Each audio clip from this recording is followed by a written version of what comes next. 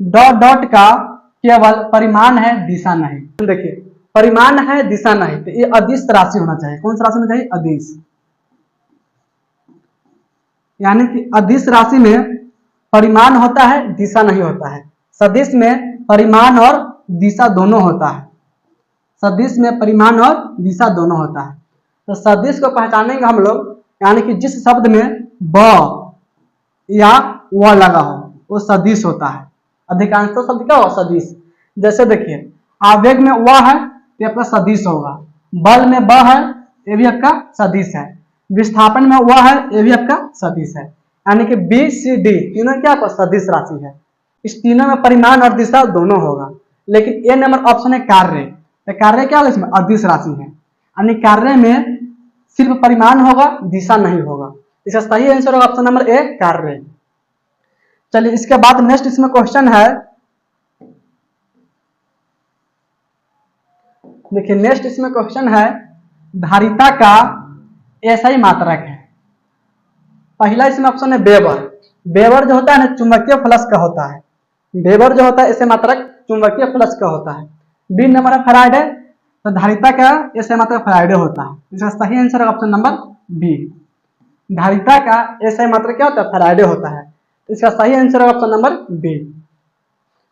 चलिए इसके बाद नेक्स्ट इसमें क्वेश्चन है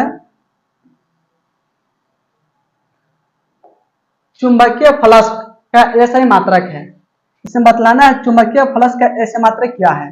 तो चुंबकीय फ्लक्स का एसआई मात्रक वेबर होता है। क्या होता है? वेबर। इसका सही आंसर ऑप्शन नंबर बी यानी कि वेबर होगा।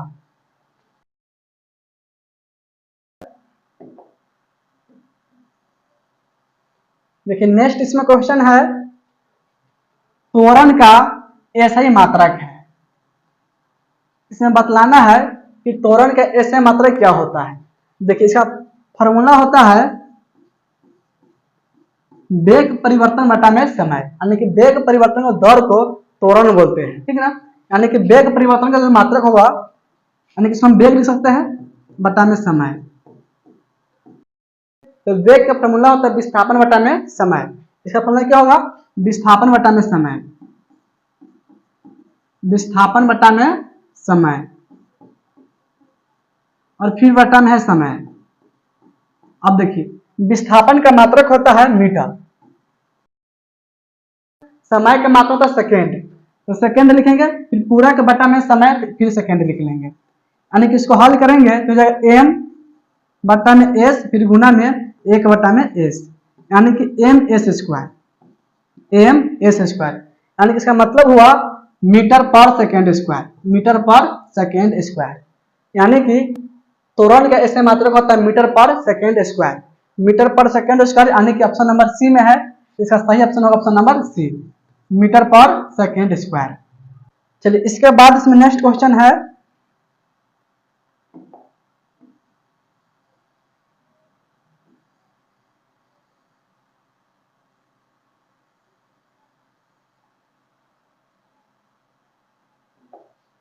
देखिए नेक्स्ट इसमें क्वेश्चन है बल का बीमीय सूत्र है, यानी कि बल की बीमा बतलाना है, ठीक ना।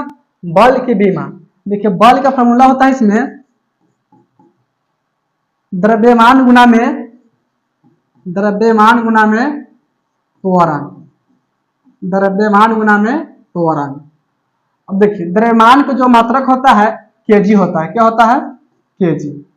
देखिए फिर गुना में त्वरण, तो इसका मात्रक अभी निकाले हैं। इसका मात्रक होता है मीटर पर सेकेंड स्क्वायर। क्या होता है? Metre per second square. यहाँ पे लिखेंगे metre per second square, metre per second square. देखिए तो ये होगा बल का मात्रक। क्या हो गया? बल का मात्रक, या बल का मात्रक न्यूटन भी होता है। क्या होता है? न्यूटन होता है।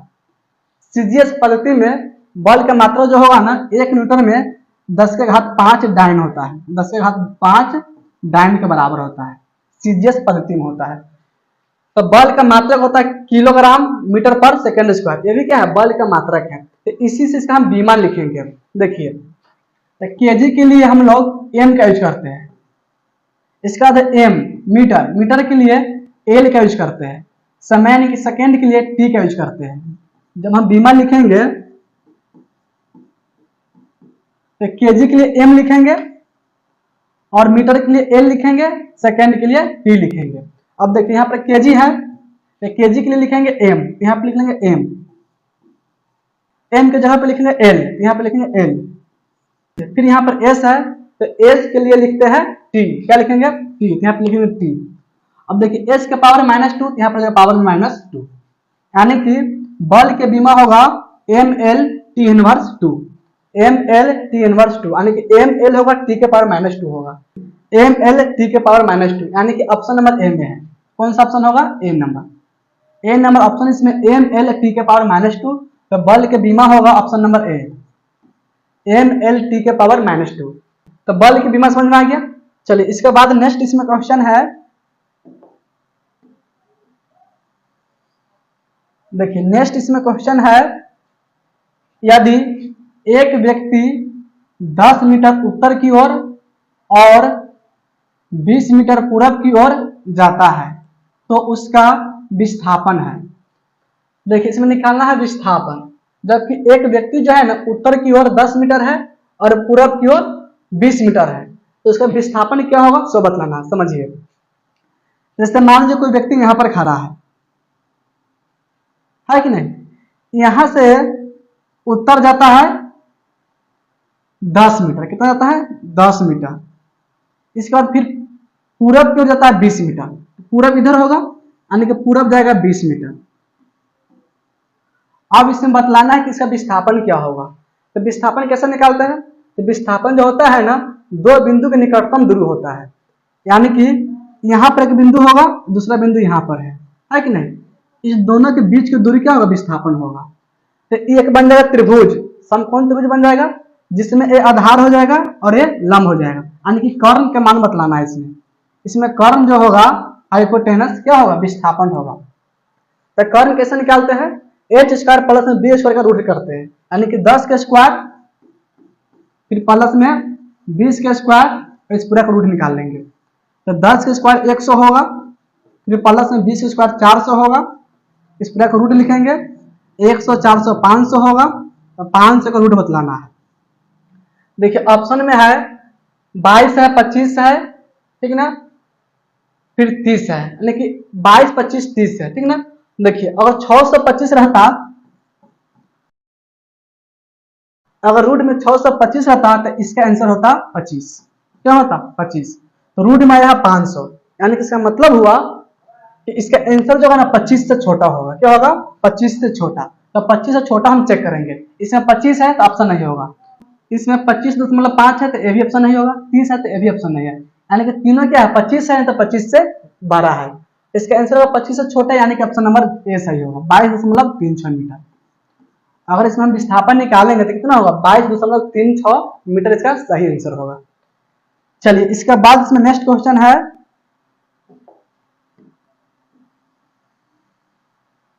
देखिए क्वेश्चन है इसमें, इनमें से कौन राशि सदिश नहीं है, यानी कि बतलाना है कि इनमें से कौन सा राशि सदिश नहीं है। सदिश नहीं तो अदिश है, यानी कि बतलाना है कौन राशि अदिश है, कौन सा राशि अदिश है। तो जिसमें ना वह होगा नहीं वह होगा, क्या होगा? अदिश होगा। इसमें देखिए वह है, ये भी क्या सदिश है, वह है, ये भी सदिश है, वह है, ये भी सदिश है। इसमें वह नहीं है तो क्या आपका अदिश होगा, यानी कि सदिश नहीं है। चलिए इसके बाद नेक्स्ट क्वेश्चन है,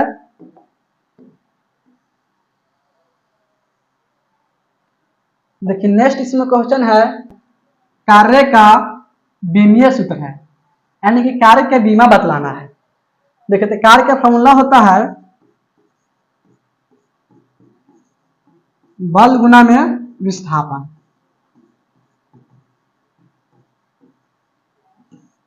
फिर गुना में लिख सकता है कॉस थीटा। तो इसमें बीमा बतलाना है तो कॉस थीटा को नहीं लिखेंगे। अब देखिए बल के बीमा लिखना है और विस्थापन के बीमा लिखना है। तो बल के बीमा भी निकाले है, इसका बीमा होता है एम एल टी इनवर्स 2 होता है, यानी कि एम होगा एल होगा और टी के घात -2 होता है। ये होता है बल के बीमा, जो अभी हम निकाले थे। देखिए क्वेश्चन यहाँ पर है, बल की बीमा यहाँ पर निकाले थे ना, कितना आया था? एम एल टी के पावर -2, ये होता है बल के बीमा। तो बल की बीमा लिख लेंगे इसमें। इसके बाद है विस्थापन, तो विस्थापन के मात्रक होता है मीटर, विस्थापन के मात्रक होता है मीटर, और मीटर के लिए बीमा लिखते हैं एल। क्या लिखते हैं? एल। यहाँ पर लिख लें गुना में एल।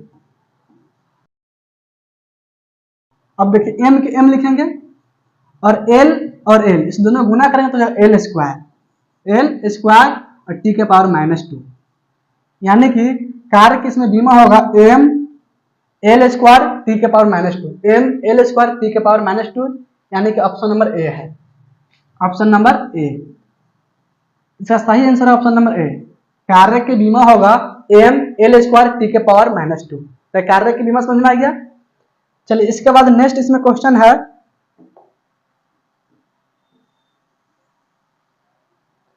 देखिए नेक्स्ट इसमें क्वेश्चन है दाब का बीमीय सूत्र है, यानी कि दाब का बीमा बतलाना है। क्या बतलाना है? दाब का बीमा। तो दाब का फॉर्मूला होता है इसमें बल बटा में क्षेत्रफल। क्या होता है? बल बटा में क्षेत्रफल। अब देखिए बल के बीमा निकाले हैं, इसका बीमा होता है एम एल टी इनवर्स 2। अब लिखना है क्षेत्रफल के बीमा। तो क्षेत्रफल का मात्रक होता है मीटर स्क्वायर। क्या होता है? इसका मात्रक होता है मीटर स्क्वायर। इसके लिए बीमा क्या हो जाएगा? L square. बीमा क्या लिखेंगे? L square. तो क्षेत्रफल के बीमा हो जाएगा एल स्क्वायर। यहाँ पे लिखेंगे एल स्क्वायर, यानी कि इसको लिखेंगे तो जाएगा एम, देखिए एल के घात ऊपर में 1 होगा, नीचे में है 2। अगर हम एल को ऊपर लाएंगे तो 1 में से 2 घटा लेंगे, तो 1 में से घटेगा 2 तो जाएगा -1, यानी कि एल के पावर होगा -1, फिर टी के पावर होगा -2। दाब के बीमा होगा एम एल के पावर -1 और टी के पावर -2, एम एल के पावर -1 टी के पावर -2, यानी कि ऑप्शन नंबर बी में है। तो दाब के बीमा होगा एम एल के पावर -1 और टी के पावर -2, जो कि ऑप्शन बी में है, इसीलिए इसका सही ऑप्शन होगा ऑप्शन नंबर बी। तो दाब के बीमा समझ में आ गया। चलिए इसके बाद नेक्स्ट क्वेश्चन इसमें, देखिए नेक्स्ट इसमें क्वेश्चन है, यदि किसी गतिशील वस्तु का द्रव्यमान आधा कर दिया जाए व चाल दुगुनी कर दी जाए तो उसकी गतिज ऊर्जा हो जाएगी। देखिए क्वेश्चन इसमें किसी गतिशील वस्तु का द्रव्यमान आधा कर देंगे और चाल को दुगुना कर देंगे। चाल यानी कि वेग होगा। क्या होगा? चाल, इसको बोलेंगे वेग। क्या बोलेंगे? वेग, यानी कि वेग के दुगुना कर देंगे तो बतलाना कि गतिज ऊर्जा कितना हो जाएगा। देखिए गतिज ऊर्जा का फॉर्मूला होता है, गतिज ऊर्जा बराबर होता है 1/2 mv स्क्वायर, जहां m का मतलब होता है द्रव्यमान और v का मतलब होता है वेग। m का मतलब द्रव्यमान और v का मतलब वेग। ये होता है गतिज ऊर्जा का फॉर्मूला, काइनेटिक एनर्जी का सूत्र होता है। इसमें कहता है कि द्रव्यमान आधा कर दिया जाए, यानी कि m है तो m कर देंगे m/2, यानी कि अब फॉर्मूला बनेगा 1/2। अब m की जगह क्या लिखेंगे? m/2। आधा का मतलब 2 से भाग करना, यहाँ पे लिखेंगे m/2, फिर गुना v स्क्वायर है। देखिए तो फिर कहता है कि 4 दुगुने कर देंगे, यानी कि वेग हम दुगुना कर देंगे। तो पहले से v है तब क्या हो जाएगा? 2v हो जाएगा, यानी कि 2v के स्क्वायर लिखेंगे। अब देखिए इसको हल करेंगे तो जाएगा 1/2, फिर गुना में m/2, फिर गुना में देखिए 2 के स्क्वायर 4 होगा और v के स्क्वायर v स्क्वायर, यानी कि 4v स्क्वायर हो जाएगा।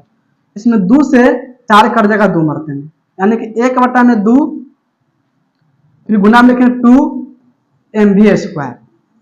अब देखिए अगर इस 2 को हम पहले लिखेंगे तो जगह 2 1/2 mv स्क्वायर, इसको हम ऐसे भी लिख सकते हैं। अब देखिए पहले से इसमें गतिज ऊर्जा है 1/2 mv स्क्वायर, है कि नहीं? जब हम द्रव्यमान को आधा कर देंगे और चाल को दुगुना कर देंगे तब इसका फॉर्मूला क्या हो जाएगा? 2 गुना में 1/2 mv स्क्वायर, यानी कि इसका 2 गुना हो जाएगा। कितना हो जाएगा? 2 गुना। इसका सही आंसर होगा 2 गुनी, यानी कि ऑप्शन नंबर ए सही होगा, ऑप्शन नंबर ए। अगर हम द्रव्यमान को आधा कर देंगे और चाल यानी कि वेग को दुगुना कर देंगे तो गतिज ऊर्जा जो है 2 गुना हो जाएगा। चलिए इसके बाद इसमें नेक्स्ट क्वेश्चन है,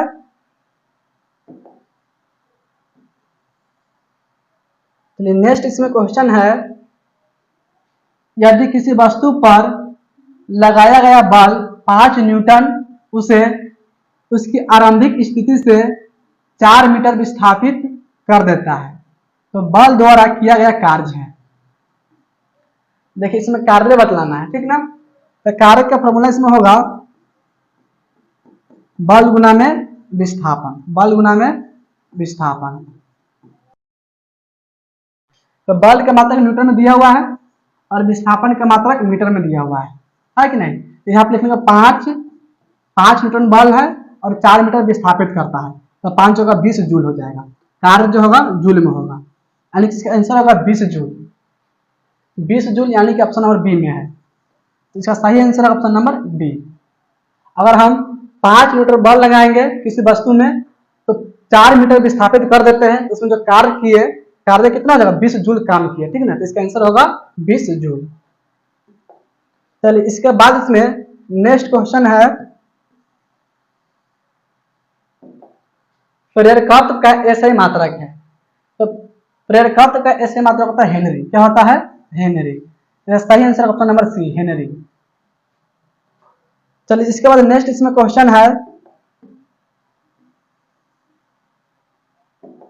नेक्स्ट इसमें क्वेश्चन है विभवांतर का एसआई मात्रक है। कूलम जो है आवेश का मात्रक होता है, जूल जो है कार्य का होता है, वाट जो है शक्ति का होगा यानी कि आवेश का होता है, कूलम किसका होगा? आवेश का होता है, जूल जो होता है कार्य का होता है, इसके बाद वाट, वाट शक्ति का होता है, इसमें बच गया वोल्ट। तो वोल्ट क्या होगा? विभवांतर को होगा, यानी कि सही आंसर होगा option number D, volt. Volt जो है ऐसे मात्रक किसका होगा? विभवांतर को होगा। तो विभवांतर के ऐसे मात्रक समझ में आ गया। चलिए इसके बाद इसमें नेक्स्ट क्वेश्चन है, देखिए नेक्स्ट इसमें क्वेश्चन है, एक व्यक्ति 30 मीटर उत्तर की ओर और 40 मीटर पूरब की ओर जाता है, तो उसका दूरी और विस्थापन का अनुपात है। देखिए क्वेश्चन है इसमें कि एक व्यक्ति जो है 30 मीटर उत्तर की ओर जाता है और 40 मीटर पूरब की ओर जाता है, तो दूरी और विस्थापन का अनुपात बतलाना है। समझिए, मान लीजिए कोई व्यक्ति यहां पर है और उत्तर की ओर जाता है 30 मीटर, यानी कि उत्तर की ओर जाता है 30 मीटर। अब यहां से पूरब की ओर जाता है, इधर आता है 40 मीटर, 40 मीटर। अब देखिए तो इसे पूछता है कि इसका दूरी और विस्थापन का अनुपात क्या होगा। देखिए अगर इस दोनों बिंदु को मिला देंगे तो विस्थापन निकल जाएगा। दो बिंदुओं के निकटतम दूरी को विस्थापन बोलते हैं। ये क्या हो जाएगा? विस्थापन। यह हो जाएगा विस्थापन। अब देखिए दूरी कैसे निकालेंगे, तो दूरी आपका पूरा हो जाएगा 30 इधर और 40 इधर, दूरी आपका हो गया 70 मीटर। दूरी कितना हो गया? दूरी हो गया 70 मीटर। विस्थापन निकालेंगे तो विस्थापन इसमें होगा, देखिए एक त्रिभुज बन जाएगा, इस त्रिभुज में ये आधार होगा और ये लंब होगा, विस्थापन आपका कर्ण बन जाएगा। तो कर्ण का मान निकालेंगे तो लंब स्क्वायर प्लस में आधार स्क्वायर का रूट होगा, यानी कि 30 का स्क्वायर 900, फिर प्लस में 40 स्क्वायर 1600। इस पूरा का निकालेंगे रूट, तो 900 में जोड़ेंगे 1600, तो 900 1600 का 2500, 2500 का रूट होगा 50। क्या होगा? 50। यानी इसका मतलब हो कि विस्थापन इसमें हो जाएगा 50 मीटर। कितना हो जाएगा? 50 मीटर। दूरी क्या होगा? विस्थापन से बड़ा होगा या विस्थापन के बराबर हो सकता है। विस्थापन से छोटा दूरी नहीं होता है कि नहीं? दूरी जो होता है विस्थापन के बराबर हो सकता है, नहीं तो विस्थापन से बड़ा होगा। विस्थापन से छोटा दूरी का मान नहीं होता है।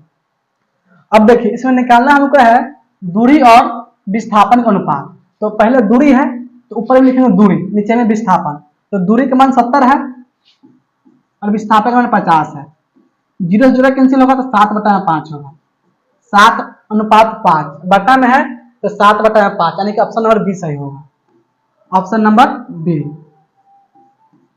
इसका आंसर होगा 7:5, यानी कि 7/5। यहां तक कोई दिक्कत नहीं है। चलिए इसके बाद इसमें क्वेश्चन है,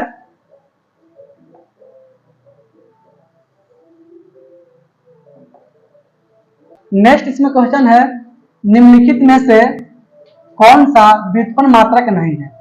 इसमें बतलाना है कौन सा व्युत्पन्न मात्रक नहीं है, यानी कि व्युत्पन्न मात्रक नहीं है यानी कि मूल मात्रक है। मूल मात्रक बतलाना कौन सा हो। तो मूल मात्रक हम बतलाए हुए थे, मूल मात्रक होता है 7। कौन कौन होता है, तो लंबाई, द्रव्यमान, समय, ताप, विद्युत धारा, ज्योति तीव्रता और पदार्थ की मात्रा।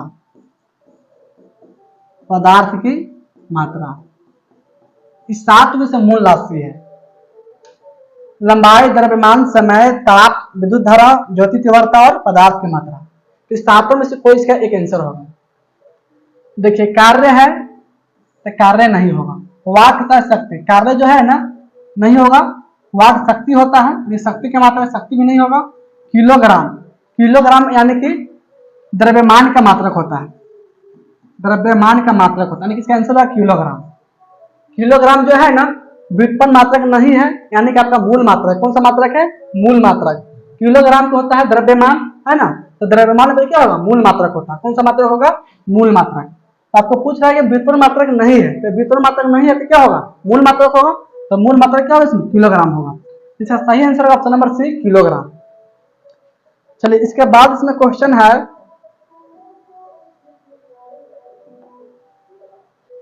निम्नलिखित में से कौन सी भौतिक राशि मूल राशि नहीं है, यानी कि मूल राशि कौन नहीं है।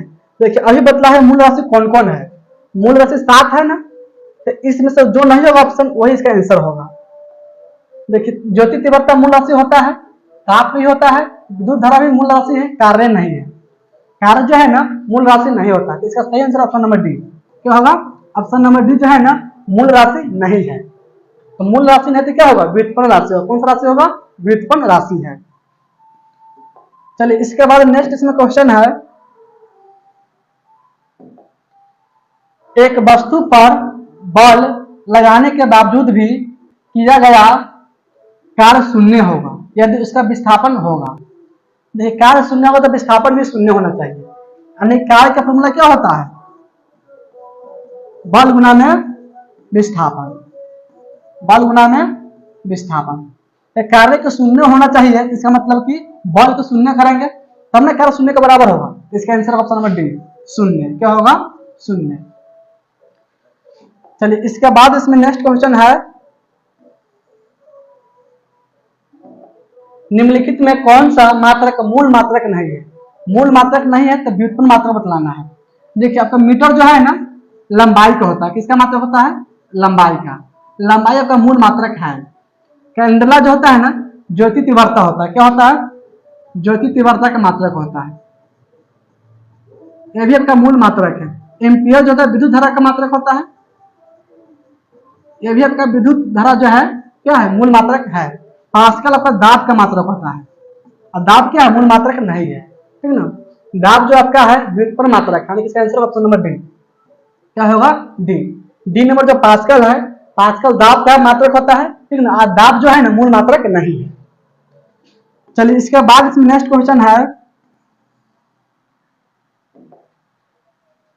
निम्नलिखित में से किस भौतिक राशि का मात्रक तीनों प्रणाली में समान है।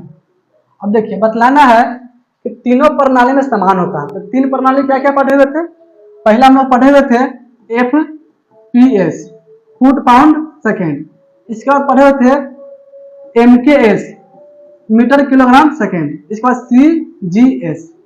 तीनों में क्या समान है, सेकेंड समान है। क्या समान है, सेकेंड, है ना, यानी कि समय आपका क्या होगा, समान होगा। तो इसका आंसर होगा समय। क्या आंसर होगा, समय। चलिए इसके बाद नेक्स्ट इसमें क्वेश्चन है,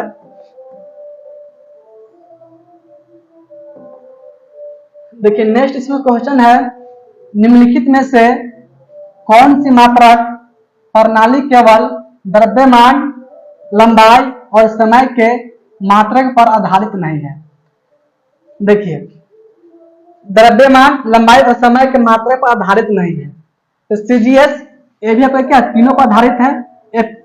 एफपीएस तीनों पर आधारित है, एमकेएस तीनों जो है ना आपको द्रव्यमान, लंबाई और समय पर आधारित है, ऐसा ही मात्रा का आधारित नहीं है। तो सही answer option number D. Option number D जो है ना द्रव्यमान, लंबाई और समय पर आधारित नहीं होता है। निम्नलिखित में से कौन ब्रिटिश मात्रक प्रणाली का मात्रक नहीं है? यानी कि इसमें बतलाना है कौन सा मात्रक है जो ब्रिटिश मात्रक प्रणाली का मात्रक नहीं है। तो पहले हम समझेंगे ब्रिटिश मात्रक प्रणाली क्या होता है। ब्रिटिश मात्रक प्रणाली ये जो होता है ना FPS होता है, यानी कि foot pound second. Foot pound second को बोलते हैं ब्रिटिश मात्रक प्रणाली बोलते हैं। इसमें बतलाना है कौन सा ब्रिटिश मात्रक प्रणाली नहीं है। तो फुट होगा, पाउंड भी होगा और सेकेंड भी होगा। फुट भी है, पाउंड भी है, सेकेंड है, यानी कि मीटर नहीं है, मीटर इसमें नहीं होगा। चलिए इसके बाद इसमें नेक्स्ट क्वेश्चन है,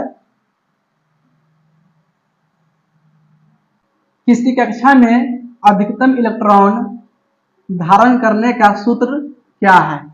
यानी कि आपको बतलाना है इसमें किसी भी कक्षा में इलेक्ट्रॉनों की अधिकतम संख्या कितनी होती है। इसका सूत्र होता है 2n²। क्या होता है? 2n²। जहां n होता है कक्षा की संख्या, जहां n क्या होता है? कक्षा की संख्या होता है, कक्षा की संख्या। अगर कोई पूछेगा कि पहली कक्षा में इलेक्ट्रॉनों की अधिकतम संख्या कितनी होती है, तो n का मान रख देंगे 1, यानी कि 2 गुना में हो जाएगा 1 के स्क्वायर। तो 2 गुना में 1 स्क्वायर 1, यानी कि हो जाएगा 2। तो पहली कक्षा में इलेक्ट्रॉनों की अधिकतम संख्या होता है 2। अगर इसी तरह कोई पूछेगा कि दूसरा कक्षा में इलेक्ट्रॉनों की अधिकतम संख्या कितनी होती है, तो यहाँ पर n की जगह पर लिखेंगे 2, यानी कि हो जाएगा 2 गुना में 2 के स्क्वायर। तो 2 के स्क्वायर 4 गुना में 2 होगा, यानी कि हो जाएगा 8। तो दूसरा कक्षा में अधिकतम इलेक्ट्रॉन जाएगा 8। इस तरह हम अधिकतम इलेक्ट्रॉन निकाल सकते हैं किसी भी कक्षा में। इसका सूत्र होता है 2n²। चलिए इसके बाद इसमें नेक्स्ट क्वेश्चन है, देखिए इसमें नेक्स्ट क्वेश्चन है 1.5 मोल जल में कितने कुल परमाणु होंगे? यानी कि कुल परमाणु बतलाना है, जबकि हम जानते हैं कि 1 मोल में परमाणु की संख्या कितनी होती है। देखिए 1 मोल बराबर होता है 6.022 गुना में 10⁻23 परमाणु। परमाणु होगा तो परमाणु लिखेंगे, अणु होगा तो अणु लिखेंगे, ठीक ना। देखिए इसमें पूछ रहा है कि 1.5 मोल में 1.5 मोल में कितना परमाणु होगा। तो इसमें हम 1.5 से गुना कर देंगे, यानी कि 6.022 गुना में 10⁻23, इसमें गुना कर देंगे 1.5 से।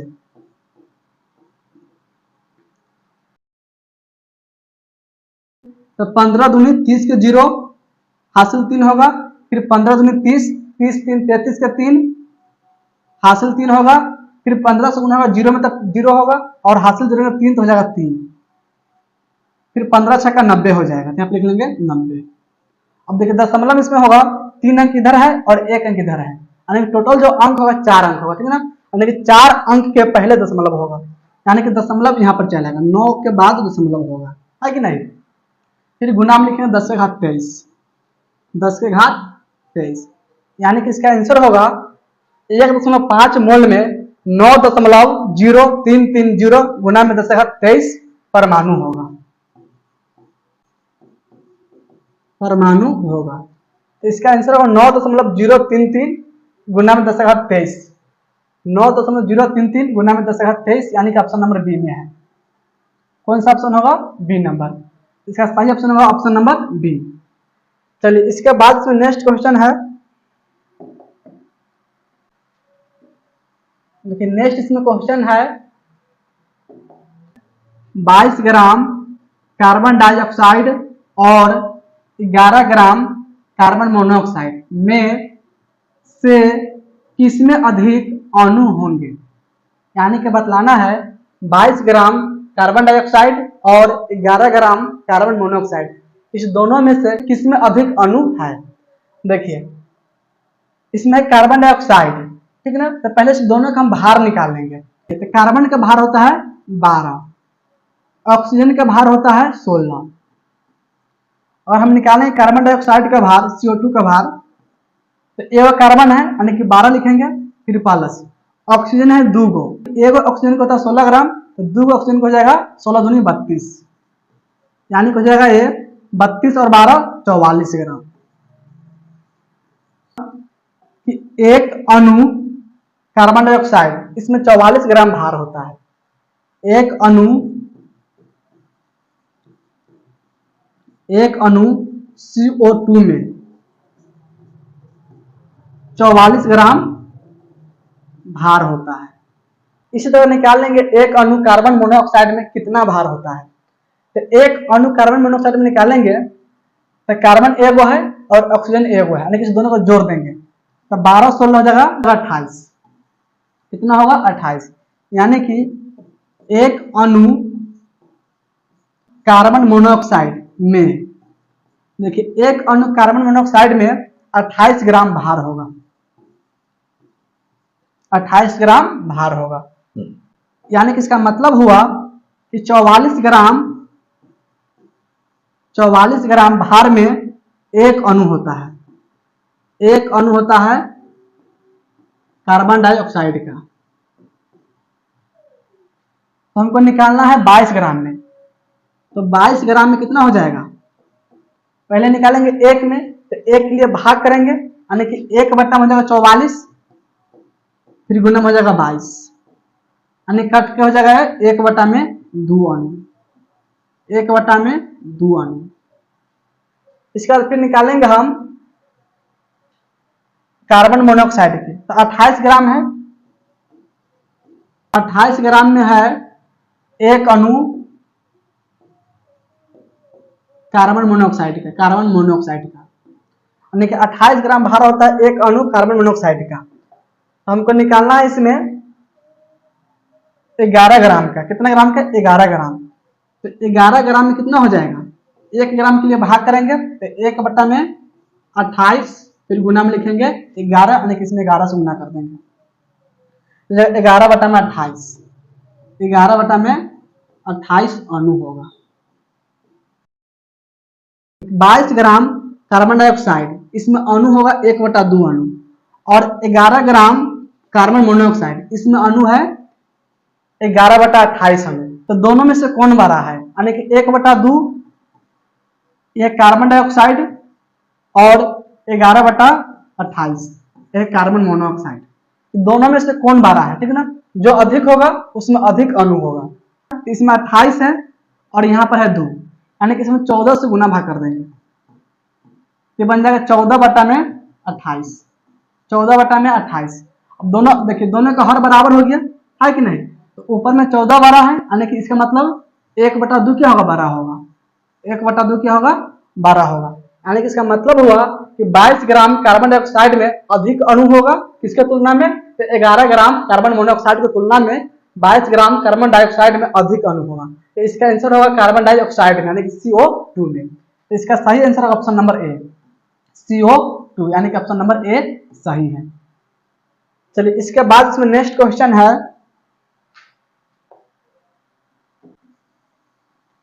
देखिए नेक्स्ट इसमें क्वेश्चन है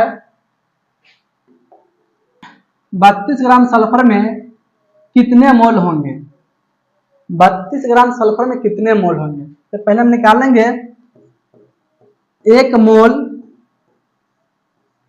सल्फर में परमाणु भार,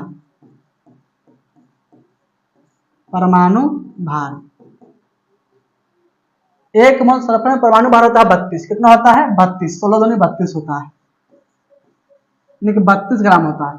तो क्वेश्चन हमसे पूछ रहा है कि 32 ग्राम में कितने मोल होगा, तो 32 ग्राम में 1 मोल होगा, कितना मोल होगा 1 मोल। 32 ग्राम सल्फर में सल्फर का 1 मोल होता है, 32 ग्राम सल्फर में सल्फर का 1 मोल होता है, यानी कि इसका आंसर होगा 1 मोल, यानी कि ऑप्शन नंबर डी सही है। चलिए इसके बाद नेक्स्ट इसमें क्वेश्चन है,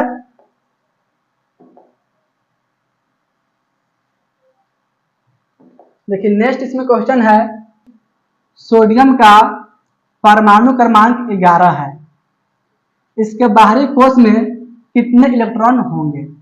देखिए सोडियम है, ठीक ना, तो सोडियम का परमाणु संख्या 11 होता है, और इसका हम इलेक्ट्रॉनिक विन्यास लिखेंगे तो 2, 8, 1, यानी कि बाहरी कक्षा में इलेक्ट्रॉनिक्स में होगा एगो। कितना होगा? एगो। यानी कि एक ऑप्शन नंबर बी में है, तो इसका सही आंसर होगा ऑप्शन नंबर बी। चलिए इसके बाद इसमें नेक्स्ट क्वेश्चन है, देखिए नेक्स्ट इसमें क्वेश्चन है, एक मोल में कितने कण होते हैं? तो एक मोल में कितने कण होते हैं? तो 6.022 गुना में 1023 कण होते हैं। 6.22 गुना में 1023, यानी कि ऑप्शन नंबर बी सही होगा। कौन सा ऑप्शन सही होगा? B number. चलिए इसके बाद इसमें नेक्स्ट क्वेश्चन है,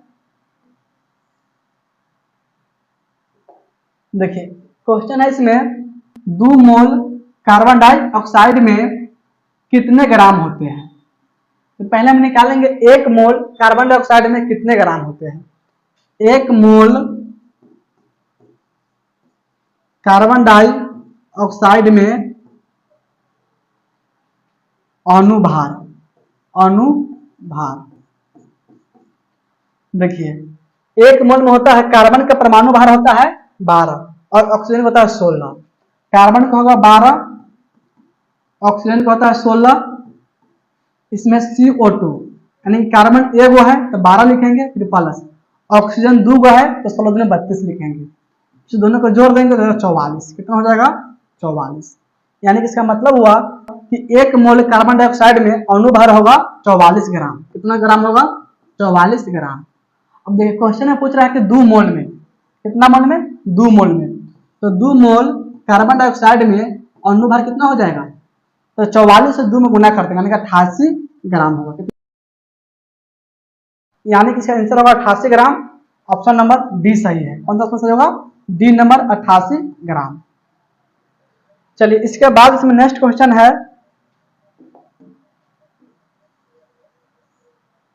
देखिए नेक्स्ट इसमें क्वेश्चन है 18 ग्राम पानी में कितने मोल होते हैं?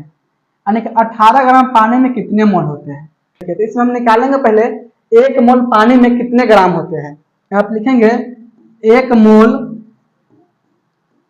पानी यानी कि H2O में अणुभार,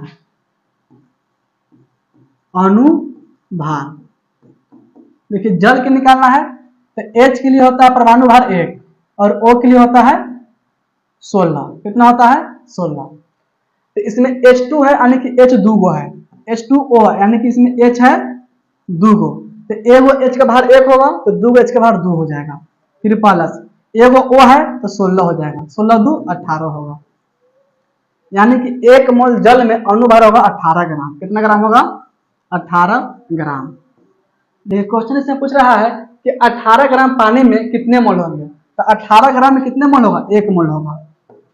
18 ग्राम पानी में कितने मोल होगा पानी का? तो 1 मोल होगा। तो इसका आंसर होगा 1 मोल, यानी कि ऑप्शन नंबर सी सही है। चलिए इसके बाद नेक्स्ट इसमें क्वेश्चन है, देखिए नेक्स्ट इसमें क्वेश्चन है 0.5 मोल ऑक्सीजन में कितने अणु होंगे? 0.5 मोल ऑक्सीजन में कितने अणु होंगे? देखिए तो 1 मोल में 6.022 गुना 1023 अणु या परमाणु होता है, ठीक ना। इसमें O2 है अणु के रूप में, किस रूप में है? अणु के रूप में। तो इतना अणु होगा, लेकिन हमसे पूछ रहा है इसमें कि 0.5 मोल में, कितना मोल में? 0.5 मोल में। 0.5 मोल का मतलब है कि 1 के आधा है, 1 के आधा यानी कि 1/2 मोल में, 1/2 मोल, यानी कि इसमें हम 2 से भाग कर देंगे। 6.022 गुना में 1023 बटा में होगा 2, इतना ही अणु होगा। देखिए इसमें भाग कर देंगे तो 2 से 6 कट जाएगा 3 मरते में, फिर दशमलव होगा 0 और 1 गुना में 1023 इतना इसमें अणु होगा। यानी कि 1 मोल में 6.022 1023 अणु होता है। 0.5 मोल, तो 0.5 मोल का मतलब है कि आधा मोल, कितना मोल होगा? आधा मोल। तो आधा मोल में इतना अणु होगा। 3.011 मोल, 3.011 मोल, यानी कि ऑप्शन नंबर बी सही है। कौन सा ऑप्शन सही होगा? B number. चलिए इसके बाद इसमें नेक्स्ट क्वेश्चन है, देखिए नेक्स्ट इसमें क्वेश्चन है मैथ का। क्वेश्चन है इसमें, यदि 6,18,39 और x समानुपात में है तो x का मान ज्ञात कीजिए। देखिए 6 है, इसके बाद 18 है, फिर 39 है, इसके बाद x है। चारों क्या है? समानुपात में है, यानी कि इसके बीच में अनुपात होगा और यहाँ पर समानुपात होगा, यहाँ भी क्या होगा? अनुपात। यानी कि इसका मतलब हुआ कि 6/18 बराबर होगा 39/x का, 39/x का। अब देखिए ध्यान से, 18 जो है ना 6 के 3 गुना है। कितना गुना है?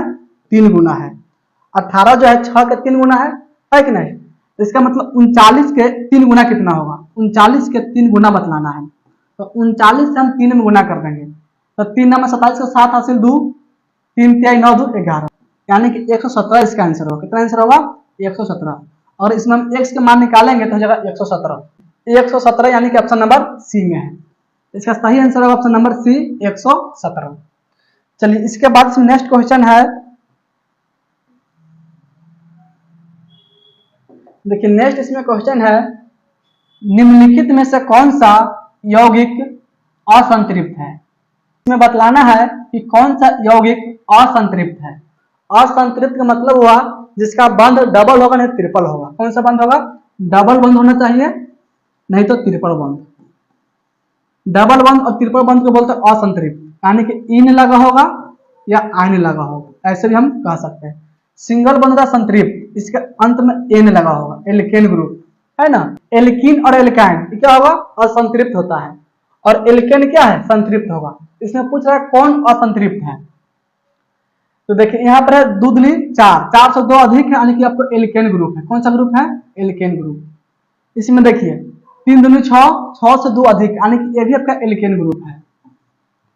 4 दूनी 8, 8 से 2 अधिक, यानी 10, ये भी आपका एल्केन ग्रुप है। इसमें देखिए 2 दूनी 4, दुगुना है तो ये आपका एल्कीन ग्रुप है कि नहीं? आपको इसमें एल्केन ग्रुप है ए, बी और D. Alkene group option number C, यानी कि इसका मतलब हुआ ऑप्शन नंबर सी जो है ना, तो एथिन क्या होगा? आपका असंतृप्त होगा। क्या होगा?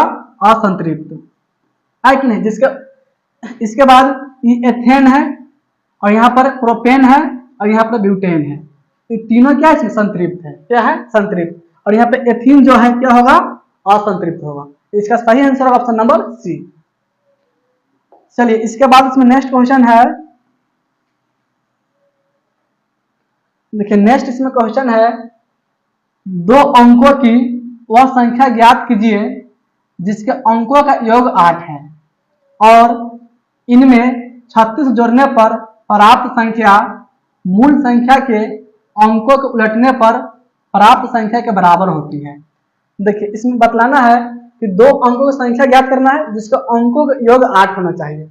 इस दोनों का योग 8 है, इसमें भी 8 है, 6 2 8, 3 5 8, इसमें भी 8 है, 2 6 8, यानी कि इसमें भी 8 है।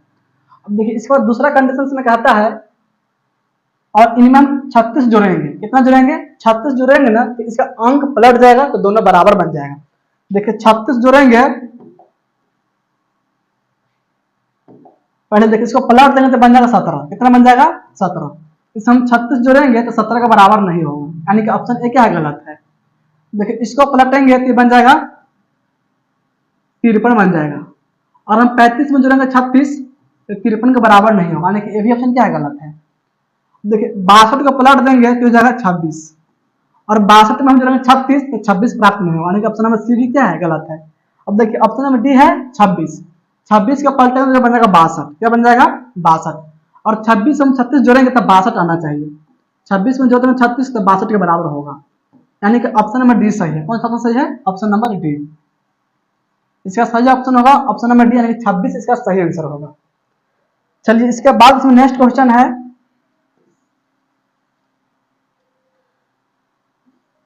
देखिए नेक्स्ट इसमें क्वेश्चन है, यदि साइन थीटा माइनस में कॉस थीटा बराबर है 0, तो sin के पावर 4 थीटा, फिर प्लस में cos के पावर 4 थीटा, फिर प्लस में tan के पावर 4 थीटा का मान क्या होगा।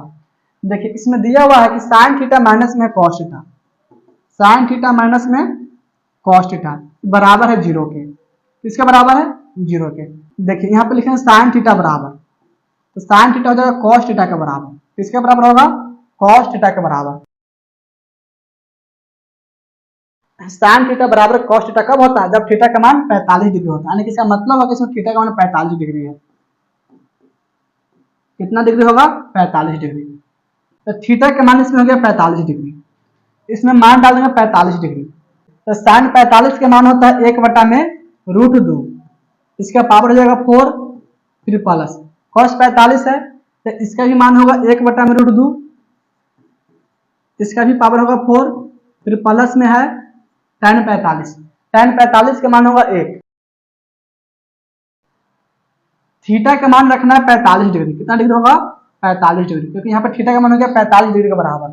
साइन और कॉस बराबर होगा, इसका मतलब थीटा का मान कितना होगा? 45 डिग्री के बराबर होगा। तो यहाँ पर हम थीटा का मान डाल दें 45 डिग्री और इसका मान डाल के इसको हल कर देंगे। तो 1 के पावर 4 का मतलब 1 होगा और √2 के पावर 4, तो इसका मतलब हो जाएगा 4, फिर प्लस 1 में 4, फिर प्लस में 1, इसको बट्टा में 1 लिख लेंगे, इसका एलसीएम होगा 4, यानी कि 1 प्लस में 1 प्लस में 4, 4 2 6 में 4, यानी कि 3/2। इसका आंसर होगा 3/2। 3/2 यानी कि ऑप्शन नंबर बी में है। कौन सा ऑप्शन होगा? B number. Option number B जो है यहाँ पर माइनस नहीं है, ठीक ना। ऑप्शन नंबर बी है 3/2। कितना लिखा हुआ है? 3/2। तो इसका सही आंसर होगा ऑप्शन नंबर बी, 3/2। चलिए इसके बाद इसमें नेक्स्ट क्वेश्चन है, एक शहर की जनसंख्या में प्रति वर्ष 10% की वृद्धि होती है। वर्तमान में इसकी जनसंख्या 1000 है, कितने वर्ष में इसकी जनसंख्या बढ़कर 1331 हो जाएगी। देखिए वर्तमान यानी कि अभी इसका जनसंख्या है 1000। कितना है? 1000। और इसमें कहता है कि प्रति वर्ष यानी कि हर एक साल में 10% की वृद्धि होती है, यानी कि 10% आबादी बढ़ता है। देखिए तो पहला साल में 1000 का 10% निकालेंगे, तो 1000 का 10% हो जाएगा, इसमें 1000 गुना में 10%, परसेंट से 2 को 0 कैंसिल होगा, परसेंट से 1 2 यानी कि 100 हो जाएगा। यानी कि पहला साल में 100 आबादी बढ़ेगा, तो 1000 से हो जाएगा 1100। कितना हो जाएगा? 1100। अब देखिए अब 1100 हो गया, अब 1100 का 10% निकालेंगे, 1100 का 10%। देखिए परसेंट से 2 0 कैंसिल होगा, यानी कि 11 110। दूसरा साल में 110 आबादी बढ़ेगा, ठीक ना। तो 1100 में जोड़ देंगे 110, 1100 में जोड़ देंगे 110, तो 0 1 2 1 यानी कि 1210। कितना हो जाएगा? 1210। 1210 हो जाएगा दूसरा साल में टोटल जनसंख्या। अब देखिए तीसरा साल में निकालेंगे, तो 1210 का निकालेंगे अब 10%, 1210 का 10%। देखिए परसेंट से 1 2 2 0 कैंसिल होगा, यानी कि 121 हो जाएगा। कितना हो जाएगा? 121। तीसरा साल में 121 जनसंख्या बढ़ेगा, तो टोटल कितना था? 1210 है, तो 1210 में जोड़ देंगे 121, 121, तो 1 3 3 1, यानी कि 1331 हो जाएगा, 1331। देखिए पहला साल में जनसंख्या था 1000। कितना था? 1000। तो 1000 का 10% बढ़ाएंगे तो हो जाएगा 1100। कितना हो गया? 1100। यानी कि फिर 1100 हो जाएगा दूसरा साल में, तो 1100 का 10% हो जाएगा 1210, और हम 10% बढ़ा देंगे तो हो जाएगा 1210। देखिए 1210 हो गया, 1210 में हम बढ़ाएंगे 10% तो हो जाएगा 1331, यानी कि 3 साल में जनसंख्या कितना हो जाएगा? 1331 होगा। तो इसका आंसर होगा 3 साल। कितने वर्ष में हो जाएगी? तो 3 साल में बढ़कर हो जाएगा। ऑप्शन नंबर ए सही होगा। कौन सा सही होगा? ए नंबर। चलिए इसके बाद इसमें नेक्स्ट क्वेश्चन है, देखिए नेक्स्ट इसमें क्वेश्चन है, 3 संख्याओं का अनुपात 4:5:7 है और उनका लघुत्तम समापवर्तक यानी कि एलसीएम 5600 है। उनका महत्तम समापवर्तक यानी कि एचसीएफ ज्ञात करें। देखिए इसमें 3 संख्या है, 4 है, 5 है और 7 इसका अनुपात में है, तो इसको x मान लेंगे, है ना। पहला संख्या 4x है, दूसरा 3x और तीसरा हो गया 7x। तो इसका एलसीएम निकालेंगे तो इसका एलसीएम हो जाएगा 4 पंचे 20, 20 सत्तर 140, यानी 140 x हो जाएगा। अब निकालेंगे एचसीएफ, तो एचसीएफ देखिए सब जो है x से कटेगा, तो इसका एचसीएफ हो जाएगा x। इसका एलसीएम इसमें 5600 और हम इसमें निकाले 140x, दोनों एक दूसरे का बराबर हो जाएगा, यानी कि 140x बराबर हो जाएगा 5600। यह वजह से जीरो कैंसिल होगा, इसीलिए x बराबर 560 बटा में 14 से कट जाएगा 56, 4 मरते में 0 40 मरते में कट जाएगा। तो x का मान हो गया 40, x मान कितना हो गया 40, यानी कि एचसीएफ इसमें x होगा और x का मान हो गया 40, कितना आ गया 40। तो एचसीएफ कितना होगा इसका 40 होगा, यानी कि इसका आंसर होगा option number A. Option number A इसका सही आंसर होगा 40। चलिए इसके बाद इसमें नेक्स्ट क्वेश्चन है, देखिए नेक्स्ट इसमें क्वेश्चन है, उस त्रिभुज का क्षेत्रफल वर्ग इकाई में ज्ञात कीजिए जिसके शीर्ष 0,2, 2,3 और 3,1 है। देखिए त्रिभुज का 3 शीर्ष है, 0,2, फिर इसमें है 2,3 और है इसमें 3,1, 3 शीर्ष है। देखिए इस तीनों शीर्ष में से किसी शीर्ष को हम 0 0 कर देंगे, ठीक ना। तो 0 0 करने के लिए जैसे मान लीजिए इसको हम 0 0 करते हैं, तो 0 है तो इसमें जोड़ देंगे 0, तो 0 लिखेंगे, इसमें से 2 घटा लेंगे तो जगह 0, यानी कि 0 जोड़ेंगे और 2 घटाएंगे, इसमें जोड़ेंगे 0 तो जगह 2 और इसमें से घटा लेंगे 2 तो हो जाएगा 1। अब देखिए इसमें जोड़ेंगे 0 तो हो जाएगा 3, इसमें से घटा लेंगे 2 तो जाएगा माइनस में 1, यानी कि अगला 0 0 हो गया, है ना। तो इसको छोड़ देंगे, अब इस दोनों को गुना कर देंगे, तो 2 से गुना होगा -1 में तो जाएगा माइनस में 2, फिर घटा लेंगे, अब तो 1 3 हो जाएगा 3, यानी कि आप लिख लेंगे 3 बटा में 2 लिखेंगे और इसका मोड निकालेंगे।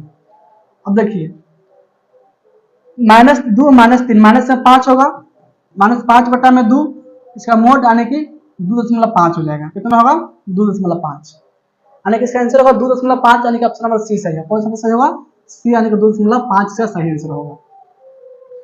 चलिए इसके बाद में नेक्स्ट क्वेश्चन है,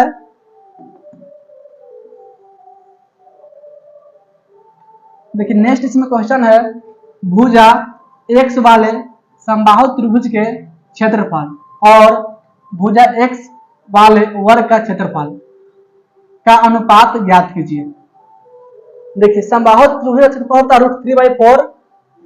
√3/4 गुना भुजा स्क्वायर, तो भुजा का मान इसमें x स्क्वायर हो जाएगा, भुजा का मान x है तो हो जाएगा x स्क्वायर, फिर बट्टा में देखिए वर्ग का क्षेत्रफल होता है भुजा के स्क्वायर, तो भुजा का मान इसमें भी x है तो हो जाएगा x का स्क्वायर। अब देखिए x स्क्वायर से x स्क्वायर कैंसिल होगा, तो √3 बटा में 4 होगा, √3 बटा में 4, यानी कि इसका मतलब है √3/4। इसका सही आंसर होगा √3/4, यानी कि ऑप्शन नंबर ए में है। इसका सही आंसर होगा ऑप्शन नंबर ए, √3/4। चलिए इसके बाद नेक्स्ट क्वेश्चन है,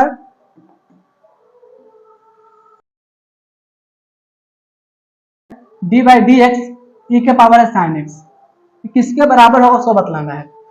यानी देखिए e के पावर d/dx e के पावर x, इसका डिफिनेशन होता है e के पावर x, कितना होता है e के पावर x।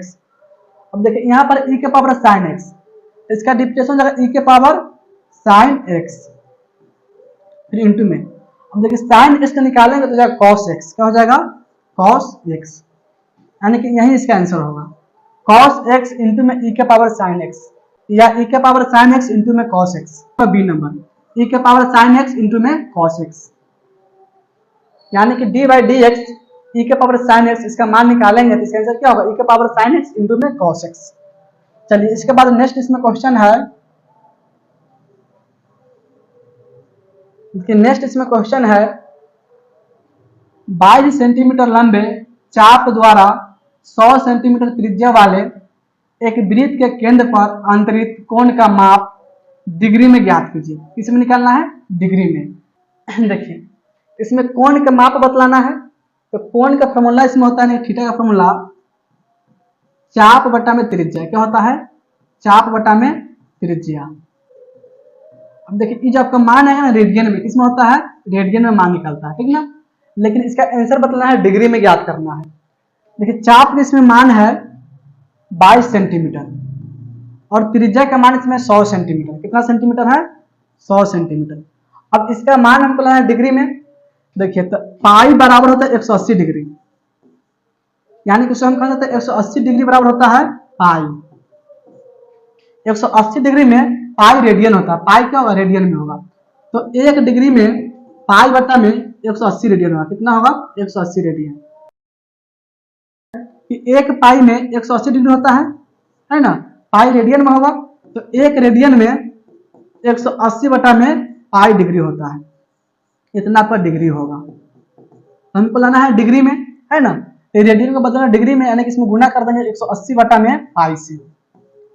आपका डिग्री में हो गया। किसमें हो गया? डिग्री में। अब इसको हल कर देंगे, यही इसका आंसर होगा।